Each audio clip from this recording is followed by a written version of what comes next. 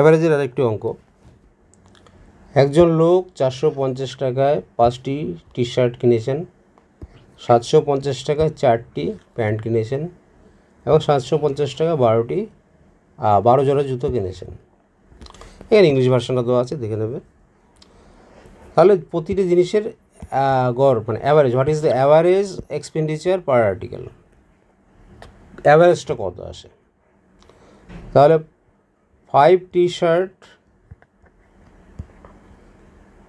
প্রত্যেকটার কস্ট 450 টাকা 5টি টি শার্ট।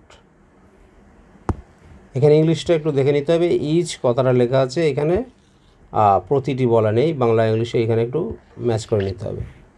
তাহলে এখানে টোটাল কস্টিং কত আসবে, 450 গুণ 5 যোগ নেক্সট 750 টাকা 4টি প্যান্ট, তাহলে 750 গুণ 4 4 750 ইন্টু 4, নেক্সট 750 ইন্টু 12, এগুলো হচ্ছে টোটাল কস্টিং।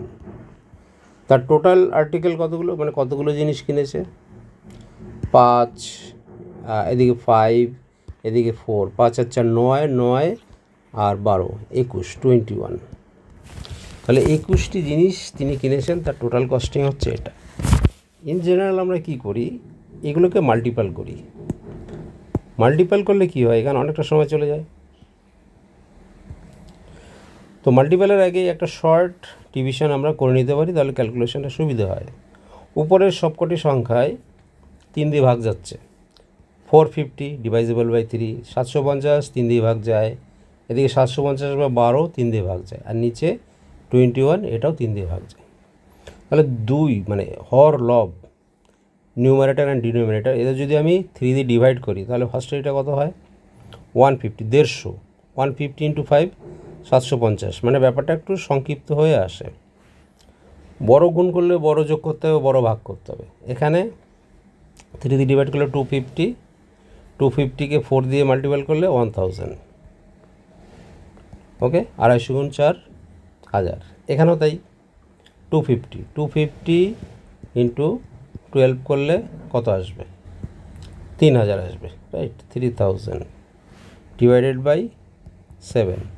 এখন এই সবগুলোকে ডিভাইডেড বাই 7, এই সবগুলোকে যদি অ্যাড করি 3000, এখানে 1000, 4000, 4750, এই 4750 এটাকে যদি আমি 7 দিয়ে ডিভাইড করি তাহলে কি আমার অ্যান্সার আসবে।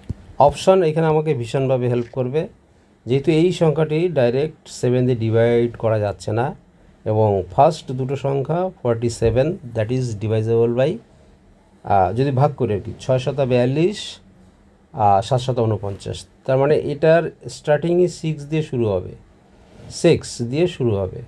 একমাত্র এই সংখ্যাটি আছে 6 দিয়ে শুরু, বাকি 3টে অপশন কাটা। তাহলে এই অঙ্কগুলোর ক্ষেত্রে এইগুলো শর্ট ট্রিক, এগুলোকে একটু অ্যাপ্লাই করে যদি যায় তাহলে ফার্স্ট ক্যালকুলেশন করা যাবে।